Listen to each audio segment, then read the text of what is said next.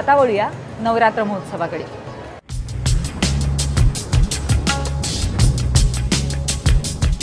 हाय, मी मृण्मयी अवचट। नवरात्रामध्ये गरबा दांडिया खेळण्यासाठी आपल्याला स्पेशल कपडे हवे असतात, एक स्पेशल लुक हवा असतो।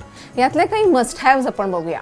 सगळ्यात महत्त्वाचा पॉइंट म्हणजे तुमच्या गरबाच्या वेळेला तुम्ही जे कपडे घालता हे कॉटन बेस्ड असले पाहिजे। त्यामुळे cotton based lehenga choli, cotton based jackets, cotton based तुमचे स्कर्ट्स असणं गरजेचं आहे। दुसरा सगळ्यात महत्त्वाचा मुद्दा म्हणजे त्याला लागणारी ज्वेलरी।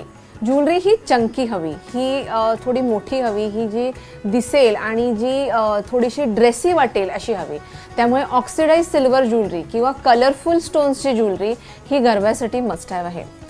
तसंच तिसरा पॉइंट म्हणजे ओढणी। ओढणी आपण लेहंग्याबरोबरही घेऊ शकतो, जीन्स आणि टॉप बरोबर स्टोलसारखीही वापरू शकतो, त्याला वेगवेगळ्या पद्धतीने आपण ड्रेप करू शकतो।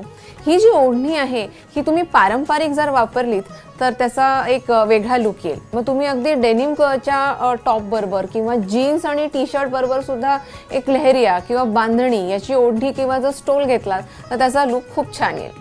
तसंच अजून एक मस्ट हॅव म्हणजे जॅकेट। मग तुम्ही अगदी वेस्टर्न कपड्यामध्ये जरी गरबा खेळायला गेलात तरी जॅकेट जे असेल हे गुर्जरी टाईपचं, त्याला काठियावाडी वर्क केलेलं किंवा एक मिरर वर्क केलेलं, हे असं जो एक टिपिकल लुक असतो, अशा या वर्कचं जॅकेट जर तुम्ही घातलं तर गरब्याचा लुक तुम्हाला अगदी इझिली अचीव करता येईल। पण ह्या ज्या बेसिक टिप्स आहेत त्या लक्षात घ्या आणि त्या हिशोबाने स्वतःचं ड्रेसिंग करा।